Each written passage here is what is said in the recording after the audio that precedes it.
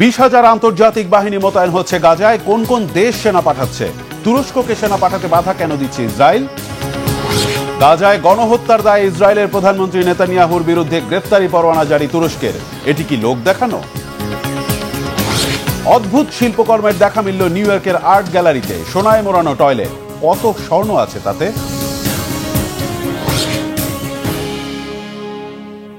আসসালামু আলাইকুম, আমন্ত্রণ। দেখছিলেন বাংলাভিশন ওয়ার্ল্ড নিউজ হেডলাইন।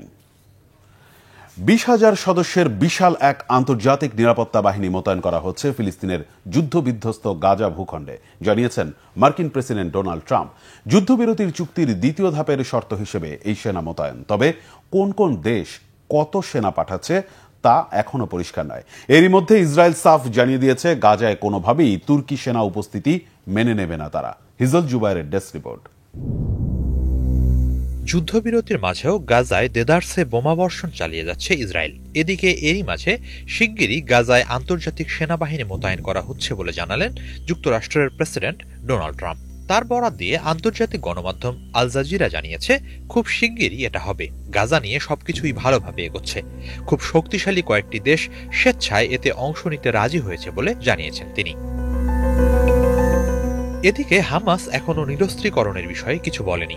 এ অবস্থায় ট্রাম্প বলেন, গাজার আন্তর্জাতিক বাহিনী হামাসের মতো সশস্ত্র সংগঠনগুলো কোনো সমস্যা সৃষ্টি করলে তাও মোকাবেলা করবে।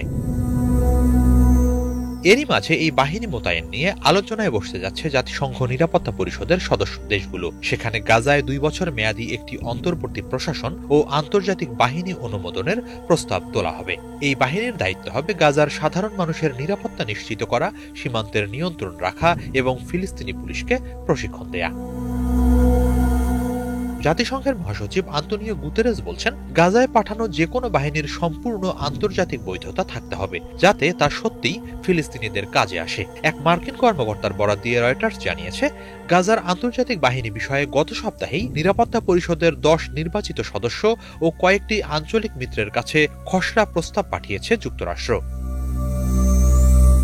রয়টার্সের তথ্য অনুযায়ী মিশর, কাতার, সংযুক্ত আরব আমিরাত, সৌদি আরব ও তুরস্ক এরই মাঝে এই প্রস্তাব দেখেছে। এতে 20,000 সেনার একটি আন্তর্জাতিক বাহিনী গঠনের কথা বলা হয়েছে, যারা প্রয়োজনে সব ধরনের পদক্ষেপ নিতে পারবে, অর্থাৎ প্রয়োজনে তারা বল প্রয়োগও করতে পারবে। এদিকে ট্রাম্পের 20 দফা শান্তি পরিকল্পনার অন্যতম প্রধান শর্ত হল হামাসের নিরস্ত্রীকরণ। তবে এ ব্যাপারে সংগঠনটি এখনো সম্মত হয়নি। পরিকল্পনা অনুযায়ী আন্তর্জাতিক বাহিনীর একটি দায়িত্ব হবে হামাসের সামরিক সক্ষমতা ও আক্রমণাত্মক অবকাঠামো ধ্বংস করা এবং সেসবের পুনর্গঠন ঠেকানো। আল জাজিরার প্রতিবেদনে বলা হয়, গাজায় যুদ্ধবিরতি বাস্তবায়নে গুরুত্বপূর্ণ ভূমিকা রেখেছে তুরস্ক। দেশটি হামাসকে ট্রাম্পের শান্তি পরিকল্পনা মেনে নিতে উৎসাহ দিয়েছে এবং আন্তর্জাতিক বাহিনীর পক্ষে সমর্থন জোগাড় করেছে। এ লক্ষ্যে তারা এ সপ্তাহে ইস্তাম্বুলে কাতার, সৌদি আরব, সংযুক্ত আরব আমিরাত, জর্ডান, পাকিস্তান ও ইন্দোনেশিয়ার পররাষ্ট্রমন্ত্রীদের বৈঠকেরও আয়োজন করে।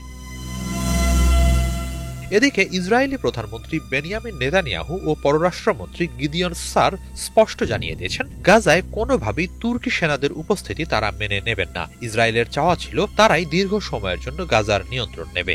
অন্যদিকে মার্কিন সেন্ট্রাল কমান্ডের প্রধান আগেই জানিয়েছেন, যুক্তরাষ্ট্রের কোনো সেনা গাজায় মোতায়েন করা হবে না। হিজল জুবায়ের, বাংলাভিশন। ফিলিস্তিনের গাজায় গণহত্যার দায়ে ইসরায়েলের প্রধানমন্ত্রী বেনিয়ামিন নেতানিয়াহু সহ দেশটির প্রতিরক্ষা মন্ত্রী, নিরাপত্তা মন্ত্রী ও সেনা প্রধানের বিরুদ্ধে গ্রেফতারি পরোয়ানা জারি করেছে তুরস্ক। তুরস্কের এমন পদক্ষেপকে সস্তা প্রচারণার কৌশল বলে আখ্যা দিয়েছে ইসরায়েল। তুরস্ক কি কেবল গ্রেফতারি পরোয়ানা জারি করেই বসে থাকবে, নাকি অচিরেই নেবে শক্ত কোনো পদক্ষেপ? মোর্শেদ আলমের ডেস্ক রিপোর্ট। গাজায় হামলা ও গণহত্যার অভিযোগে ইসরায়েলের প্রধানমন্ত্রী বেনিয়ামিন নেতানিয়াহুর বিরুদ্ধে গ্রেপ্তারি পরোয়ানা জারি করা হয়েছে। একই সঙ্গে সেই তালিকায় আছে দেশটির প্রতিরক্ষা মন্ত্রী ইসরায়েল কাটজ, জাতীয় নিরাপত্তা মন্ত্রী ইতামার বেন গভির ও সেনাপ্রধান লেফটেন্যান্ট জেনারেল আইয়াল জামির সহ সন্দেহভাজন 37 জন শীর্ষ সামরিক কর্মকর্তার নাম।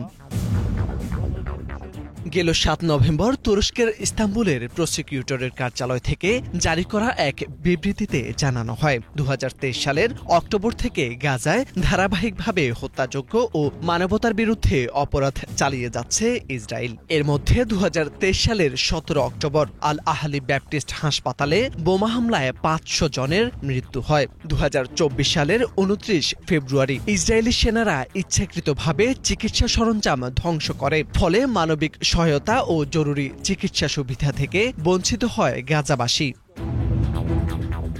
অন্যান্য অভিযোগের মধ্যে তুরস্ক ফিলিস্তিন ফ্রেন্ডশিপ হাসপাতালেও ইসরায়েলি বোমা হামলা একটি বড় ঘটনা। এই হাসপাতালটি তুরস্ক নির্মাণ করেছিল যুদ্ধাহত মানুষের জন্য। গাজাকে চারদিক থেকে অবরুদ্ধ করে রাখা এবং ক্ষতিগ্রস্ত ব্যক্তিদের মানবিক সহায়তা থেকে বঞ্চিত করার কথা উল্লেখ করা হয় তুর্কি বিবৃতিতে। তুরস্কের এমন পদক্ষেপকে সস্তা প্রচারণার কৌশল বলে আখ্যা দিয়েছে ইসরায়েল। দেশটির পররাষ্ট্রমন্ত্রী গিডিওন সার এক্সে জানিয়েছেন, ইসরায়েল ঘৃণা ভরে এই প্রচারণা প্রত্যাখ্যান করেছে। অন্যদিকে ফিলিস্তিনের স্বাধীনতাকামী গোষ্ঠী তুরস্কের এমন পদক্ষেপকে স্বাগত জানিয়ে ব্যাপক প্রশংসাও করেছে। সংগঠনটি বলছে এটি তুর্কি জনগণ ও তাদের নেতাদের মানবিক অবস্থানের প্রতিফলন। ইসরায়েলি নেতাদের বিরুদ্ধে গ্রেপ্তারি পরোয়ানা জারির এই পদক্ষেপকে তুরস্কের কূটনৈতিক ও নৈতিক অবস্থানের নতুন অধ্যায় বলে মনে করছেন বিশ্লেষকরা। প্রায় ১ বছর আগে সম্ভাব্য যুদ্ধাপরাধের অভিযোগে নেতানিয়াহু ও তার সাবেক প্রতিরক্ষা মন্ত্রী ইয়োভ গ্যালান্টের বিরুদ্ধে গ্রেপ্তারি পরোয়ানা জারি করেছিল আন্তর্জাতিক অপরাধ আদালত। এছাড়া ইসরায়েলের বিরুদ্ধে দক্ষিণ আফ্রিকায় দায়ের করা আরেকটি জাতিগত হত্যা মামলা আন্তর্জাতিক বিচার আদালতে এখনও বিচারাধীন। সেই মামলায় দক্ষিণ আফ্রিকার পক্ষে যুক্ত হয়েছিল এরদোয়ানের দেশ। প্রতিবেশী তুরস্কের এমন বিরোধিতা আঞ্চলিকভাবে ইসরায়েলের জন্য আরও বাড়িয়েছে কূটনৈতিক চাপ। জাতিসংঘ ও ফিলিস্তিনি কর্তৃপক্ষের হিসেব অনুযায়ী ২০২৩ সালের অক্টোবর থেকে গাজায় শুরু হওয়া ইসরায়েলি আগ্রাসনে অন্তত ৬৮,৮৭৫ জন ফিলিস্তিনি নিহত হয়েছেন। যুদ্ধে আহতের সংখ্যা ১,৭০,০০০-এর বেশি। এই ব্যাপক আকারের গণহত্যা ও হত্যাযজ্ঞকে জাতিসংঘ চিহ্নিত করেছেন ২১ শতকের সবচেয়ে ভয়াবহ মানবিক বিপর্যয়গুলোর একটি হিসেবে। এখন দেখার বিষয়, তুরস্ক কি কেবল গ্রেপ্তারি পরোয়ানা জারি করে বসে থাকবে, নাকি অচিরেই নেবে শক্ত কোনো পদক্ষেপ। Morsheda Alam, Bangla vision. Donald Trump সরকারের শাটডাউনের কারণে যুক্তরাষ্ট্রে অভ্যন্তরীণ বিমান রুটে নজিরবিহীন বিশৃঙ্খলা সৃষ্টি হয়েছে। ৫,০০০-এরও বেশি ফ্লাইট বাতিল হয়েছে বা দেরিতে ছেড়েছে। এর মধ্যে New York, Los Angeles, Chicago ও ওয়াশিংটন ডিসির মতো বড় শহরও রয়েছে। যুক্তরাষ্ট্রের পরিবহন মন্ত্রী সিন ডাফির দাবি ৪% ফ্লাইট বাতিল হয়েছে। রেগান ওয়াশিংটন ন্যাশনাল বিমানবন্দরে বাতিল করা হয়েছে ১৭% flight. Atlanta, San Francisco, Houston, Washington DC, New York সহ ১০টি বিমানবন্দরে শত শত ফ্লাইট দেরিতে ছাড়ে। আমেরিকান সাউথ ওয়েস্ট ও ডেল্টার মতো বড় বিমান সংস্থাগুলো যাত্রীদের অসুবিধার কারণে অর্থ ফেরত ও বিনামূল্যে ফ্লাইট বদলের সুযোগ দিচ্ছে। যুক্তরাষ্ট্রে ৩৮ দিন ধরে চলা সরকারি শাটডাউনের কারণে ১৩,০০০ উড়োজাহাজ চলাচল নিয়ন্ত্রক ও ৫০,০০০ নিরাপত্তা তল্লাশি কর্মকর্তা বেতন পাচ্ছেন না। চীনের নৌবাহিনীতে যুক্ত হল অত্যাধুনিক বিমানবাহী রণতরী ফুজিয়ান। ৮০,০০০ টন ওজনের এই দানব সমুদ্রের বুকে এক চলমান ঘাঁটি। যুক্তরাষ্ট্রের গর্বের ইলেকট্রোম্যাগনেটিক ক্যাটাপাল্ট প্রযুক্তি এখন যুক্ত করা হয়েছে এই চীনা যুদ্ধ জাহাজে। বিশ্লেষকরা বলছেন, ফুজিয়ানের মাধ্যমে যুক্তরাষ্ট্রের আধিপত্যকে চ্যালেঞ্জ ছুড়ে দিল চীন। শক্তিশালী এই রণতরী আঞ্চলিক সাগরে বদলে দিতে পারে সামরিক ভারসাম্য। হাফিজুল ইসলামের ডেস্ক রিপোর্টে বিস্তারিত। যুক্তরাষ্ট্রকে টেক্কা দিতে সমুদ্রে নামল চীনের তৈরি অত্যাধুনিক বিমানবাহী রণতরী ফুজিয়ান। সাগরে বহু বছরের মার্কিন একচ্ছত্র আধিপত্যকে চ্যালেঞ্জ জানাতে দীর্ঘদিন ধরে প্রস্তুতি নিয়েছে চীন। তারই বাস্তব প্রমাণ ৮০,০০০ টন ওজনের ভাসমান এই ঘাঁটি। এতে রয়েছে ইলেকট্রোম্যাগনেটিক ক্যাটাপাল্ট লঞ্চ সিস্টেম। এতদিন কেবল আমেরিকার হাতেই ছিল এই প্রযুক্তি। এর মাধ্যমে প্রচলিত স্টিম ক্যাটাপাল্টের তুলনায় দ্রুত ও নিখুঁতভাবে উড়ানো যায় সব ধরনের যুদ্ধবিমান। এয়ার, সি ও মিসাইল প্রতিরক্ষা ব্যবস্থা আকাশ ও সমুদ্রে ফুজিয়ানকে পরিণত করেছে অপরাজেয় এক দুর্গে। সামরিক খাতে চীনের ক্রমবর্ধমান উন্নতি আগামীতে কিভাবে সামাল দেবে যুক্তরাষ্ট্র? সাগরের রাজনীতিতে বেইজিং কি অচিরেই হয়ে উঠছে শক্ত প্রতিদ্বন্দ্বী? চীনের রণতরীটিতে রয়েছে কয়েক ধাপের প্রতিরক্ষা ব্যবস্থা।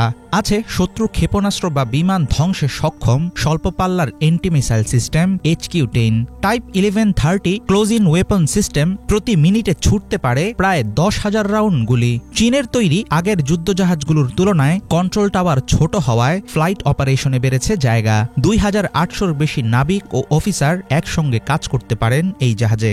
শত্রুর রাডার ও যোগাযোগ নেটওয়ার্ককে বিভ্রান্ত করতে পারে ফুজিয়ানের উন্নত ইলেকট্রনিক ওয়ারফেয়ার সিস্টেম।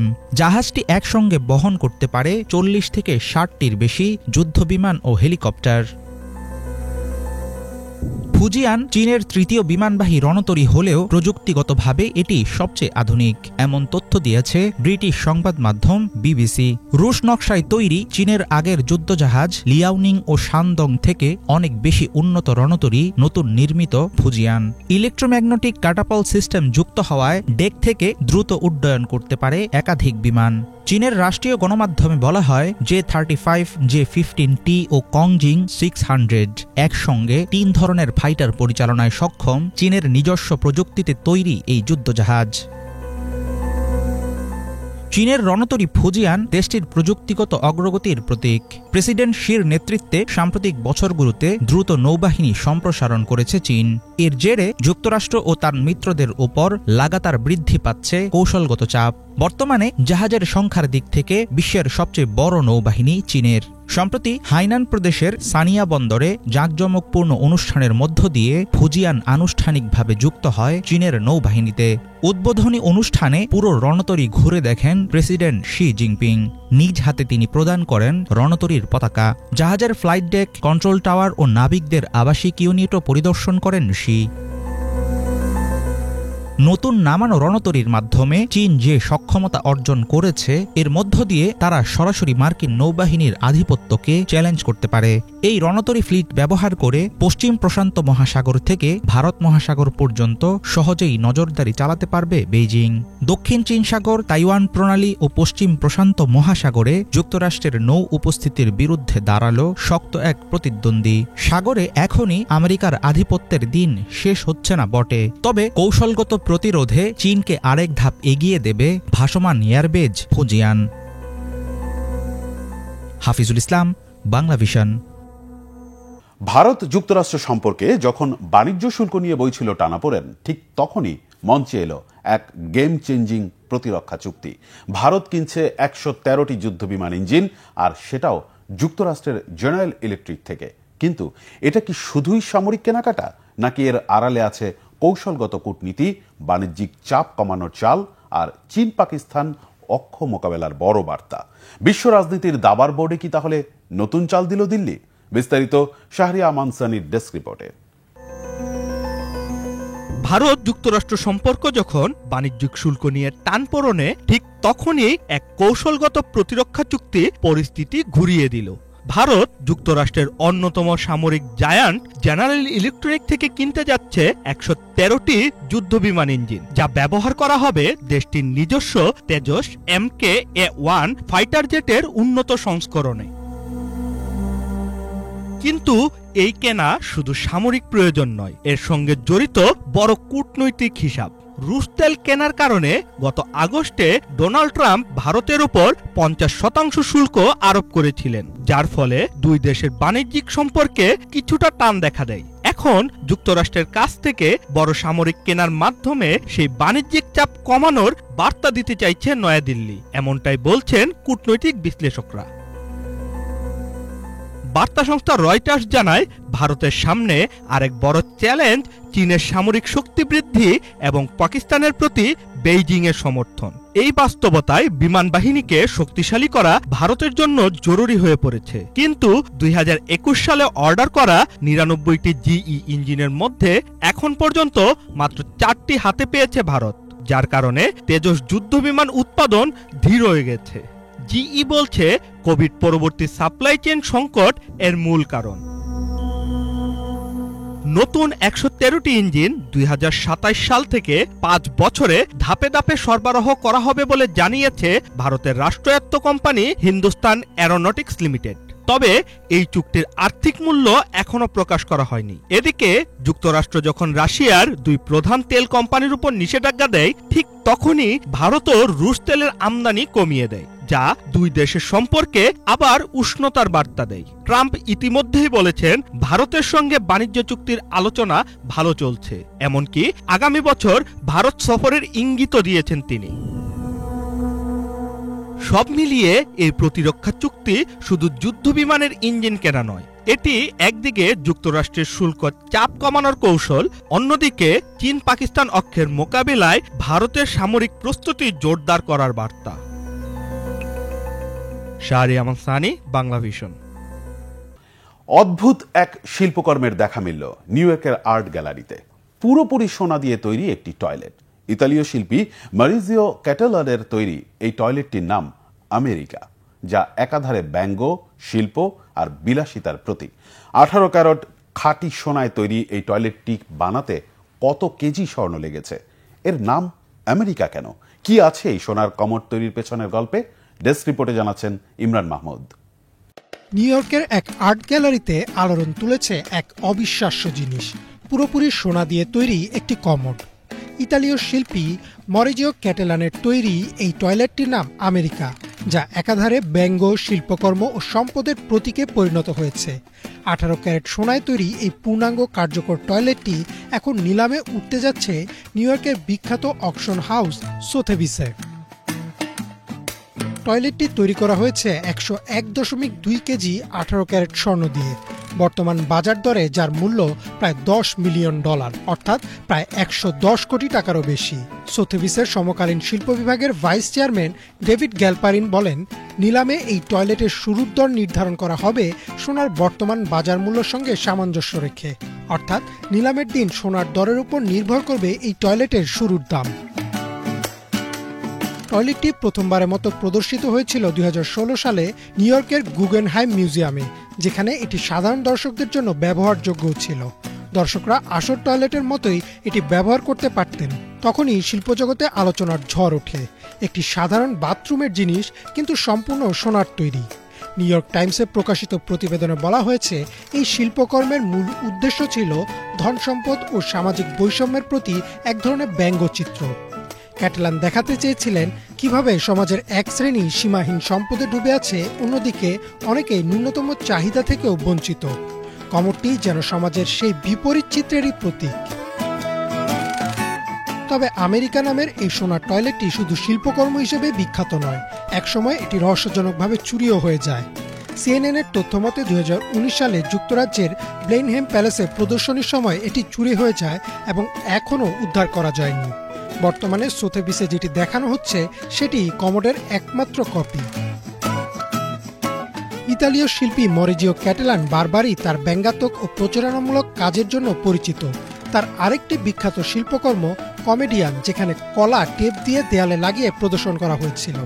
2024 সালে সোথেবিসে প্রায় $6.2 মিলিয়ন বিক্রি হয়েছিল সেটি। এবার তিনি আরও এক ধাপ এগিয়ে বাস্তব সোনা ব্যবহার করে তৈরি করেছেন এক শিল্পকর্ম। সোনার টয়লেটটি বর্তমানে সোথেবিসের নতুন সদর দপ্তর নিউ ইয়র্কের ম্যাডিসন অ্যাভিনিউতে প্রদর্শিত হচ্ছে। 8 নভেম্বর থেকে দর্শকদের জন্য এটি উন্মুক্ত থাকবে, তবে দেখা যাবে, ব্যবহার করা যাবে না, অর্থাৎ কেউ ফ্ল্যাশ করতে পারবে না। 18 নভেম্বর অনুষ্ঠিত হবে এর আনুষ্ঠানিক নিলাম। আয়োজকরা বলছেন, আমেরিকা কেবল একটি টয়লেট নয়, এটি ধন, ভোগবিলাস, শিল্প ও সামাজিক বাস্তবতার এক রূপক। একদিকে এটি মানুষের লোভ ও ক্ষমতার প্রতিচ্ছবি, অন্যদিকে ব্যঙ্গ করে দেখায় যে জিনিস প্রতিদিনের জীবনে সবচেয়ে সাধারণ, সেটিও যখন সোনায় মোড়ানো হয় তখন সমাজ তার প্রতি দৃষ্টিভঙ্গি পাল্টে ফেলে। শিল্প সমালোচকরা মনে করেন, যদি আমেরিকা $10 মিলিয়ন বা তার বেশি দামে বিক্রি হয়, তবে এটি হবে শুধু সোনার দরে বিক্রি হওয়া টয়লেট নয়, বরং একটি যুগের প্রতীক, যেখানে শিল্প ও সম্পদ, ব্যঙ্গ ও বাস্তবতা, বিলাসিতা ও কৌতুক সব একসাথে মিলেমিশে এক অদ্ভুত সত্য প্রকাশ করছে। এই টয়লেট যেন আমাদের সমাজের এক আয়না, যেখানে মানুষ যতই সোনায় মোড়ানো হোক, বাস্তবে সে এখনও একই রকম দুর্বল, জটিল এবং প্রশ্নমুখর। ইমরান মাহমুদ, বাংলা ভিশন। এই ছিল আজকের মতো, সাথে থাকায় ধন্যবাদ।